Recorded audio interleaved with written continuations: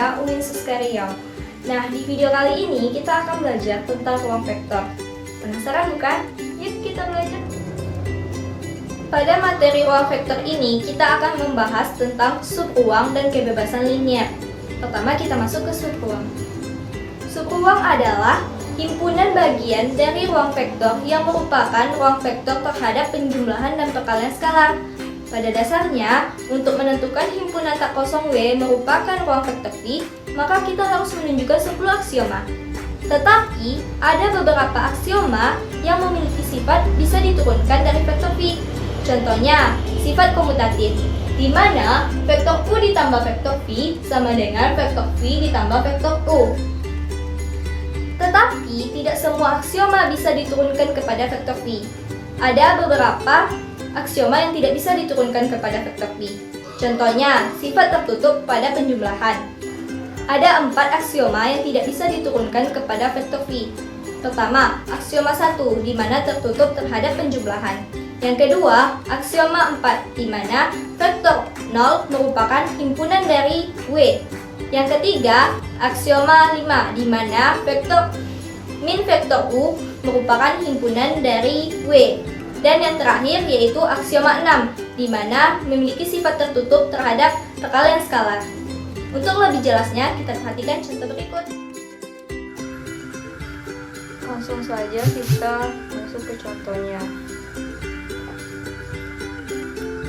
Nah, di sini ada soal, di mana soalnya yaitu tunjukkan bahwa garis yang melewati titik asal sistem koordinat R3 adalah subruang dari R3. Maka kita harus membuat garisnya, garis sistem koordinat. Selanjutnya di garis tersebut kita buat namanya misalnya garis A ya. Garis A, di mana garis A ini terdapat titik yaitu vektor U, vektor V, dan vektor U ditambah vektor V. Nah, itu merupakan syarat dari subruang.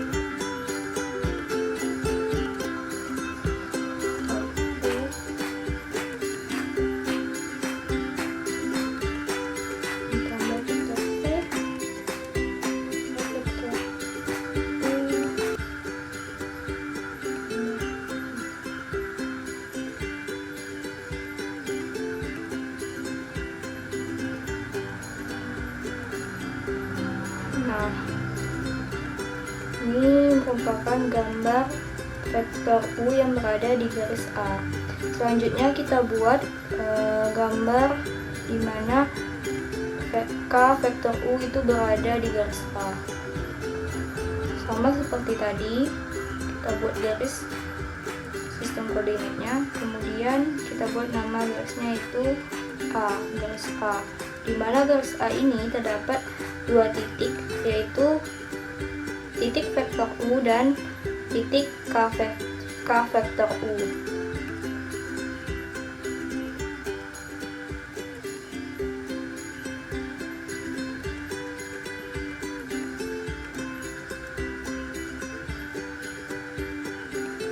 Nah, selanjutnya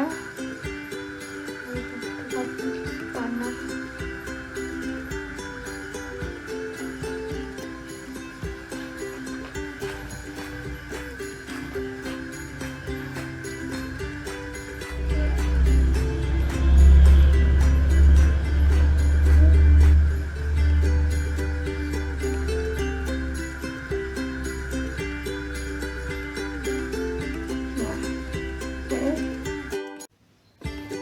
Selanjutnya kita masuk ke materi kebebasan linier. Kebebasan linier adalah jika S sama dengan V1, V2, V3, dan seterusnya merupakan vektor, maka dia akan muncul persamaan berikut, yaitu K1 dikali V1 ditambah K2 dikali V2 ditambah K3 kali V3, dan seterusnya, sehingga K1 sama dengan 0, K2 sama dengan 0, dan K3 sama dengan 0. Dalam artian kata, kebebasan linier adalah memiliki satu pemecahan. Sedangkan jika dia memiliki lebih dari satu pemecahan, maka disebut tak bebas linear. Untuk lebih jelasnya, kita perhatikan contoh berikut. Selanjutnya kita masuk ke contoh kedua, yaitu tentang kebebasan linear, di mana soalnya jika vektor 1, 0, 0 dan vektor 2, 0, 1, 0, vektor 3, 0, 0, 1, maka tentukan himpunan S1 bebas secara linear, tak bebas secara linear. Rumusnya yaitu K1 dikali V1 ditambah K2 dikali V2 ditambah K3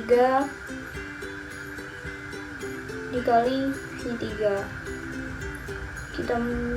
Itu sama dengan, kalau kebebasan linear dia harus nilainya 0 ya.